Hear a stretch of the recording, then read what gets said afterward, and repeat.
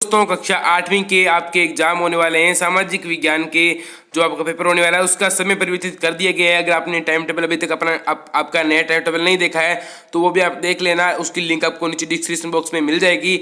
आपका नया time table आ चुका है। आपकी परीक्षाएं अब 17 मई को समाप्त होगी और 17 अप्रैल से आपकी परीक्षाएं शुरू होने जा रही है। उसी के साथ सामाजिक विज्ञान के इंपॉर्टेंट क्वेश्चन लेकर आया हूँ। 100% ऐसा ही आपका पेपर आने वाला है।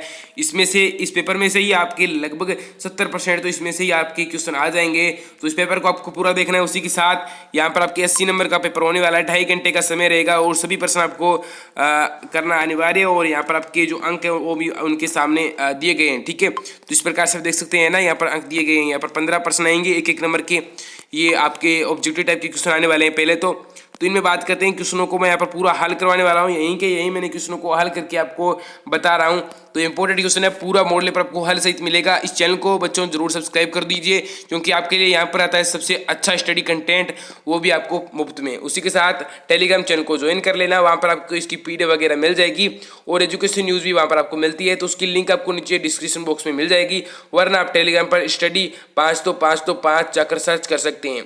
तो यहाँ पर बात करते हैं आपके पहले प्रश्न के बारे में। पहला प्रश्न है, 1817 में स्कॉटलैंड के अर्थशास्त्री और राजनीतिक दार्शनिक जेम्स मिल ने 3 विशाल खंडों में से कौन सी किताब लिखी थी? तो उन्होंने लिखी थी history of British India. History of British India शायद आप पहले में इसका राइट आंसर हो जाएगा।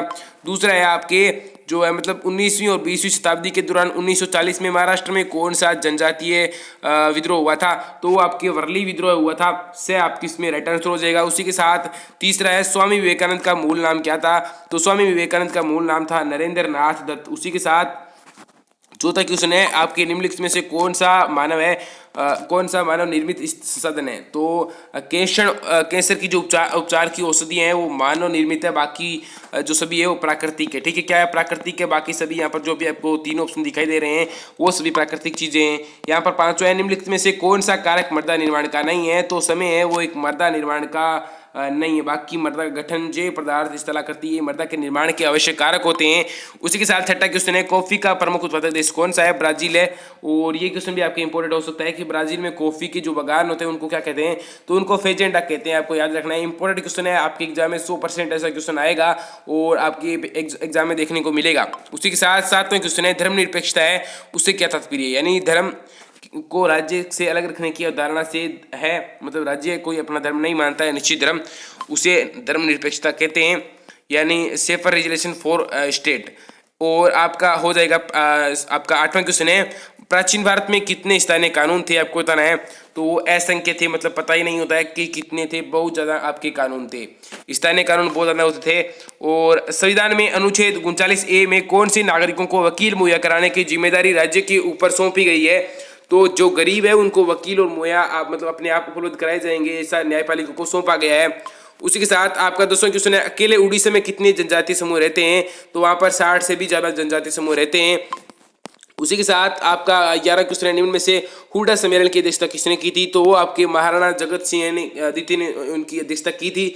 उसी के साथ आपका जो है 11वां क्वेश्चन ये हो गया। 12वां क्वेश्चन है, राजस्थान में 1857 की क्रांति का प्रारंभ सर्वप्रथम कहाँ हुआ था? तो वो आपके नसीराबाद में हुआ था। नसीराबाद जो कि कोटा में स्थित है, आपके वहाँ पर हुआ था। उसी के साथ मतलब आपके 13वां प्रश्न है, राजस्थान में किस भौगोलिक क्षेत्र में जनसंख्या घनत्व सबसे कम पाया जाता है? तो मरुस्थल के जो प्रदेश है उनमें भौगोलिक क्षेत्र बहुत ही कम पाया जाता है। उसी के साथ 14वां क्वेश्चन है, मुख्यमंत्री राष्ट्रीय योजना का मुख्य उद्देश्य क्या है? तो लड़कियों में शिक्षा एवं स्वास्थ्य की स्थिति में सुधार करना ही मुख्यमंत्री राष्ट्रीय योजना का उद्देश्य है। उसी के साथ आपका 15वां क्वेश्चन है, हमारे देश में किस संविधान संशोधन विधेयक में पंचायती राज व्यवस्था को अपनाया गया है? तो 13वां जो हमारे संविधान संशोधन है उसके अनुसार पंचायती राज व्यवस्था को त्रिस्तरीय बनाया गया है, जिसमें आपको त्रिस्तरीय तीनों संरचनाएं आपको पता होगी। उसी के साथ 14वें संविधान संशोधन में आपके शहर में 3 निकायों की स्थापना की गई है। इस प्रकार से 13वां और 14वां जो संविधान संशोधन है वो पंचायती राज और शहरी विभाग से संबंधित है। उसी के साथ दूसरा प्रश्न है आपके मतलब रेगिस्तान आपको भरने हैं, fill the blanks by choosing the correct option. तो यहाँ पर आपके असम की जो आदिवासी काम करने के लिए आते हैं जाने लगे थे, तो वो चाय बागानों में जाते हैं क्योंकि असम में जहाँ चाय होती है कोयला खदानें बहुत कम होती है। उसी के साथ दूसरा क्वेश्चन है, ब्रिटिश शासन ने 1858 में एक नया कानून पारित किया था और ईस्ट इंडिया कंपनी के सारे अधिकार ब्रिटिश साम्राज्य के हाथों में सौंप दिए थे। तो इस प्रकार से दूसरा हो जाएगा। तीसरे में आपके आएगा, भारत एक धर्मनिरपेक्ष क्या है? देश है या फिर राज्य? वैसे देश है, लेकिन राजनीति में इसको राज्य भी कहते हैं, तो इसमें आपका राइट आंसर तो देश ही होगा। बाकी राजनीति में इसके आपको राज्य का अर्थ भी देश ही होता है। उसी के साथ चौथा है घरेलू हिंसा महिला सुरक्षा कानून कब लागू हुआ था? 2006 में आपके ये लागू हुआ था। उसी के साथ सतत विकास लक्ष्य में लक्ष्यों का चयन किया गया है, 17 लक्ष्यों का ही चयन किया गया है। सतत जो विकास है उसके अनुसार भावी पीढ़ी को ध्यान में रखते हुए जो विकास किया जाता है उसे सतत विकास कहते हैं। उसी के साथ आपका छठा क्वेश्चन है हाड़ौती के प्रमुख जो मंदिर है उनमें कमलेश्वर महादेव का मंदिर कहाँ स्थित है? तो आपके बूंदी में स्थित है, केशव राय पाटन है वहाँ पर ये स्थित है। और उसी के साथ आपके सातवां क्वेश्चन है कम वर्षा वाले प्रदेशों में कटीली झाड़ियाँ एवं गुलम उगते हैं। शुष्क आप लोगों कम वर्षा वाले शुष्क प्रदेशों में उगते हैं। और आपके आठवां क्वेश्चन है चूना पत्थर अभ्रक और जिप्सम किन खनिजों के उदाहरण है? तो आपके अधात्विक खनिजों के उदाहरण है ये सभी। चूना पत्थर अभ्रक और जिप्सम जो भी है ये अधात्विक के उदाहरण है। उसी के साथ आपका पहला प्रश्न यहाँ पर किस जो सही गलत वाले आपको भरने हैं, राइट होगा उसमें राइट लगाना है और रॉन्ग होगा वहाँ पर आपको रॉन्ग का निशान लगाना है। इस प्रकार से आपके पहला है मार्च 1859 में बंगाल के हजारों जो रेतों ने रेत शब्द का प्रयोग होता है यहाँ पर किसानों के लिए, याद रखना है रेत शब्द का प्रयोग किसानों के लिए होता है। तो हजारों रेतों ने नील की खेती से इनकार कर दिया था। राइट एकदम। बाल विवाह निषेध अधिनियम 1829 में पारित हुआ था, बिल्कुल गलत है। 1829 में आपके सती प्रथा पर रोक लगी थी। उसी के साथ तटीय क्षेत्रों में पवन गति रोकने के लिए वृक्ष कतार में लगाए जाते हैं जिसे बीज की फसल उगाना कहते हैं, बिल्कुल गलत है ये आपके। उसी के साथ संयुक्त राष्ट्र अमेरिका में सरकारी स्कूलों में के ज़्यादातर जो बच्चे होते हैं वो सुबह सबसे पहले वफादारी की शपथ लेते हैं, बिल्कुल राइट है। आपकी यूएसए में ऐसा ही होता है, यूनाइटेड स्टेट किंगडम में। उसी के साथ आपके पांचवा क्वेश्चन है संविधान के अनुच्छेद 22 के अनुसार प्रत्येक व्यक्ति को एक वकील के जरिए अपना बचाव करने का मौलिक अधिकार प्राप्त है, बिल्कुल सही है आपके 100% ऐसा क्वेश्चन राइट ही होगा। उसी के साथ आपका छठा क्वेश्चन है भारत में लगभग 500 से अधिक क्या है आदिवासी समूह है? तो बिल्कुल राइट है, 500 से अधिक आदिवासी समूह है। उसी के साथ छठा क्वेश्चन है सातवां क्वेश्चन है कोटा में 1857 की क्रांति का नेतृत्व ठाकुर कुशाल सिंह चंपावत के द्वारा किया गया था, बिल्कुल गलत है, ऐसा नहीं है बिल्कुल भी। उसी के साथ आपका चौथा है मतलब आपकी स्तंभ को मिलान करना है इनको ए बी का। तो राजा राम मोहन राय उन्होंने बर्मा समाज की स्थापना की थी। विश्व में तांबे का अग्रणी जो उत्पादक है वो चिली है। महाराणा प्रताप हवाई अड्डा है वो उदयपुर में स्थित है। मृदा अपरदन को रोकना चट्टान बांध है। खाटू जी श्याम का मंदिर है वो सीकर में। इस प्रकार से आपको इनको मिलान करना है।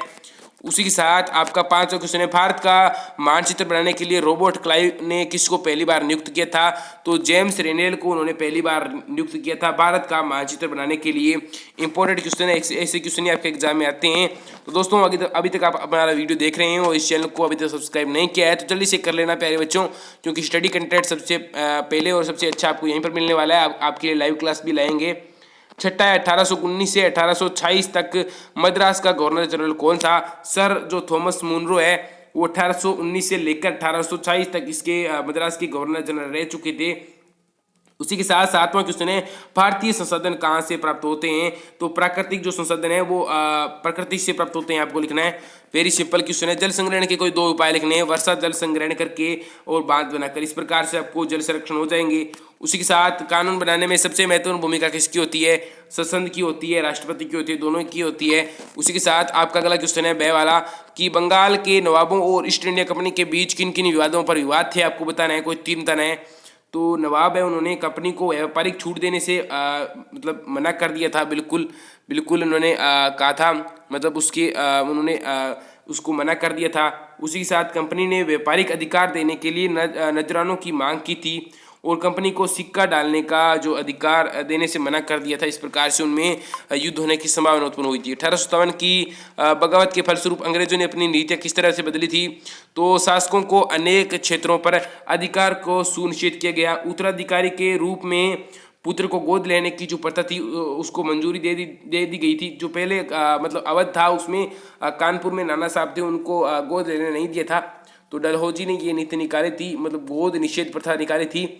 उसी साथ तीसरा है सेना में गोरखा सिद्ध व पठानों को अनुपात में बढ़ाया गया था, मतलब ताकि जातिवाद युद्ध पर जातिवाद फैलाया जा सके। उसी के साथ संसाधन क्या है? वस्तु जिसका उपयोग आवश्यकताओं को पूरा करने के लिए किया जाता है, संसाधन कहलाते हैं। एक वस्तु की उपयोगिता ही उसे संसाधन बनाती है तथा सभी संसाधन मूल्यवान होते हैं। कुछ संसाधन मूल्यवान है जबकि कुछ संसाधन अमूल्य होते हैं, ठीक है, जिनका कोई मूल्य ही नहीं होता है। उसी के साथ तीसरा है बायोगैस का आपको संयंत्र का चित्र बनाकर नामांकन करना है। और 14 है आपके सार्वभौमिक जो आपके वैश्विक मताधिकार होता है उसका आपको अर्थ समझाना है। तो भारतीय संविधान एक निश्चित आयु के बाद 18 वर्ष जो आयु पूर्ण होती है उसके बाद लोकतंत्र में मत देने का एक अधिकार देता है, जिसे जाति, लिंग और जो क्षेत्र, धर्म आदि का भेदभाव नहीं किया जाता है, उसे सार्वभौमिक वैश्विक मताधिकार कहते हैं। पहले इसमें आयु 21 वर्ष थी, लेकिन अभी आपकी इसकी आयु 18 वर्ष कर दी गई है। 18 वर्ष के बाद आप वैश्विक मतलब सार्वभौमिक मताधिकार का हिस्सा बन सकते हैं। 15 है न्यायपालिका की भूमिका क्या है। तो इसका मैंने आपको संजीव से आपको कट करके आपको पीस बताई है। न्यायपालिका की भूमिका या फिर न्यायपालिका कार्य कुछ इस प्रकार से विवादों का निपटारा करती है न्यायपालिका। मैं आपको मेन पॉइंट बताऊंगा, आपको बाकी पॉइंट अच्छी तरीके से आपको पढ़ लेने हैं। जितना पढ़ोगे उतना ही आप अच्छा लिख पाओगे। न्यायिक समीक्षा करती है, मतलब संविधान की व्याख्या का अधिकार मुख्य रूप से न्यायपालिका के पास है। उसी के साथ न्यायपालिका के पास कुछ इंपोर्टेंट और भी अधिकार है, जैसे कि कानून की रक्षा और मौलिक अधिकारों का क्रियान्वयन भी करती है। मतलब अगर इनका हनन होता है तो आप न्यायालय में जा सकते हैं इस प्रकार से। और ये आपके रहे न्यायपालिका कार्य। उसी के साथ 16 क्वेश्चन है। राजस्थान की मानचित्र में ये 3 नंबर का क्वेश्चन है आपके। इन स्थलों को दर्शाना है। भीलवाड़ा, जयपुर और ब्यावर, ये स्थान आपके यहाँ पर है। मतलब भीलवाड़ा आपके यहाँ पर है, ब्यावर आपकी अजमेर यहाँ पर हो सकता है, भीलवाड़ा आपकी यहाँ पर है, जयपुर आपके यहाँ पर है। इस प्रकार से आपके हो सकते हैं। इनको आपको पढ़ लेना है अच्छी तरीके से। राजस्थान का नक्शा आपको इस तरीके से याद करना है। उसी के साथ 17 क्वेश्चन है। साइबर सुरक्षा के आपको कोई उपाय बताने हैं। कोई 3 उपाय है, जैसे कि अपने पासवर्ड या जो ATM पिन है उसको बार बार बदलते रहना चाहिए। अपने कंप्यूटर या लैपटॉप या मोबाइल से जो एंटीवायरस है सॉफ्टवेयर का उपयोग करना चाहिए। एंटीवायरस जो सॉफ्टवेयर होता है उनका उपयोग करना चाहिए। मोबाइल, लैपटॉप, कंप्यूटर जो भी आपके पास है, टेक्निकल जो भी आपके पास चीज़ है उसमें आपको एंटीवायरस जो सॉफ्टवेयर होता है उसका उपयोग करना चाहिए। किसी को फ़ोन या मेल पर अपनी व्यक्तिगत जानकारी नहीं देनी चाहिए। और बाकी जो आपके पास स्पैम कॉल आते हैं उनको भी कभी रिसीव नहीं करना चाहिए। इस प्रकार से आपके इनके आंसर हो सकते हैं। गांधी जी ने नमक कानून को तोड़ने का फैसला क्यों लिया था, इसका आंसर मैं आपको नीचे बताने वाला हूं। जैसे कि यहाँ पर आपको एक कटिंग दिखाई दे रही होगी कि क्यों लिया था। तो गांधी जी ने नमक कानून को तोड़ने का फैसला इसीलिए लिया था क्योंकि उनके विचार में नमक का टैक्स वसूलना पाप है, क्योंकि ये हमारे भोजन का बुनियादी हिस्सा होता था। इसे अमीर और गरीब समान मात्रा में प्रयोग करते हैं। तो इस प्रकार से इसमें अगर कर वसूला जाता था तो वो भी एक बहुत सोचनीय बात थी। इसलिए गांधी जी ने नमक का विरोध किया था। 1900 में विश्व में की जाने वाली कृषि को किन किन आधार पर निर्वाह कृषि और वाणिज्यिक कृषि में वर्गीकृत किया गया है आपको बताना है। भारत में कृषि फॉर्म की गतिविधियों को आपका वर्णन करना है। Describe the activities of an agriculture में आपको वर्णन करना है। तो ये रहेगी आपकी बुकलेट। इसमें आपको फुल आपको स्थान दिए होंगे, उन्हीं में आपको इसका आंसर लिखना है। तो यहाँ पर आपकी कृषि के प्रकार कितने हैं। तो निर्वाह कृषि यानी भौगोलिक दशा और उत्पाद की मांग और श्रम की प्रौद्योगिकी स्तर पर आधार पर कृषि को 2 भागों में आपको बांटा गया है।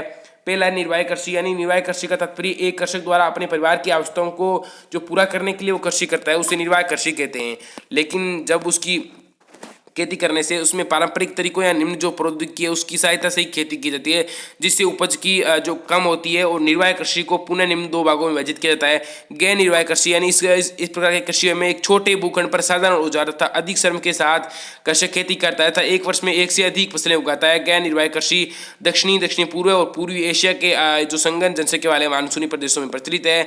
आदिम निर्वाह इस प्रकार से स्थानांतरकारी यानी इसे झूम कृषि भी कहते हैं। लोग वर्षों को काटकर जलाकर भूखंड साफ कर देते हैं और राख को मृदा में मिलाकर उस पर खेती करते हैं। 2-3 साल वहां पर उपजाऊपन होता है, फिर वहां पर उपजाऊपन खत्म हो जाता है तो वहां से दूसरी जगह चले जाते हैं। चलवासी पशुचारण यानी चलवासी पशुचारण में पशुचारक अपने पशुओं के साथ चारे और पानी के लिए एक स्थान से दूसरे स्थान पर निश्चित मार्गों में घूमते रहते हैं। वाणिज्यिक कृषि उसे कहते हैं जहां पर आप सिर्फ धन अर्जित कर सको, मतलब आपको बेचनी होती है। जैसे तंबाकू वगैरह की ये होती है आपके चाय, कॉफ़ी, रबड़, केला आदि, ये कपास, ये एकल जो फसल होती है वो आपके वाणिज्यिक यानी कॉमर्शियल एक्टिविटीज़ होती है उनके आधार पर होती है। आपके 20वां प्रश्न है। भारतीय संविधान में उल्लिखित मौलिक अधिकारों में से कोई 2 मौलिक अधिकारों में विस्तार से बताना है। आप बता सकते हैं समता, समानता, जो भी आपको अच्छा लगता है उनको आप अच्छे तरीके से एक्सप्लेन करना है। भारतीय संविधान में उल्लिखित मौलिक अधिकार, समानता का अधिकार कुछ इस प्रकार से हैं कि सभी लोगों को बराबर मतलब अधिकार होगा, रोजगार के समान अवसर दिए जाएंगे, या फिर धर्म, जाति, लिंग या किसी के आधार पर आपको भेदभाव नहीं किया जाएगा। धर्म आपका कोई भी हो, लिंग, जाति कोई भी हो, कोई भी आपके साथ भेदभाव नहीं किया जाएगा। रोजगार के मामलों में राज्य किसी के साथ भेदभाव नहीं कर सकता। यद्यपि इसके कुछ अपवाद भी है। छुआछूत की प्रथा का उल्लंघन कर दिया गया है तथा राज्य को कोई भेदभावजनक पदवियां प्रदान नहीं करेगा। ठीक है। उसी के साथ स्वतंत्रता का अधिकार इस प्रकार से है। आपको कोई 2 लिखने हैं। इस अधिकार के अंतर्गत अभिव्यक्ति और भाषण की स्वतंत्रता, सभा या संगठन बनाने की स्वतंत्रता, देश के किसी भाग में आने जाने और रहने वाले तथा कोई भी व्यवसाय पैसा या कारोबार करने का अधिकार शामिल है। लेकिन आपकी स्वतंत्रता तभी तक कायम रहेंगी जब तक किसी दूसरे व्यक्ति की आप स्वतंत्रता प्रभावित नहीं करते हैं। अगर उसकी स्वतंत्रता आपकी वजह से बाधित हो रही है तो आपकी स्वतंत्रता पर क्या लग सकती है, आपकी स्वतंत्रता पर रोक लग सकती है। ठीक है, उसी के साथ आपके अगले प्रश्नों के बारे में बात करते हैं। यहाँ पर 21वां प्रश्न है, राजस्थान का जो एकीकरण है वो आपके कितने चरणों में पूरा हुआ था? तो राजस्थान का एकीकरण है वो आपके 7 चरणों में पूरा हुआ था। पहला था मत्स्य संघ जो कि 1950 से स्टार्ट हुआ था, फिर राजस्थान संघ, फिर संयुक्त राजस्थान, फिर वृहद राजस्थान और फिर संयुक्त वृहद राजस्थान और फिर आपके राजस्थान पूरा हुआ था आपके 1956 में। मत्स्य संघ में 4 स्थान शामिल थी, अलवर, भरतपुर, धौलपुर और करौली। ये जो इसकी राजधानी थी वो आपकी अलवर थी। तो इस प्रकार से मत्स्य संघ था। इनका आपको आंसर लिख दिया गया है, एक को आपका वर्णन करना था। तो इस प्रकार से आपके आगे आ चुकी है। तो ये आपकी इंपॉर्टेंट क्वेश्चन थी, तो मैंने आपको करवा दिए हैं। बाकी आपके जो भी इंपॉर्टेंट क्वेश्चन होंगे वो मैं आपको करवा दूंगा। तो अगर अभी तक आप वीडियो देख रहे हैं तो जल्दी से चैनल को सब्सक्राइब करके बेल आइकन प्रेस कर दीजिए और मिलते हैं ऐसी किसी नई वीडियो के साथ। तब तक के लिए जय हिंद, जय भारत।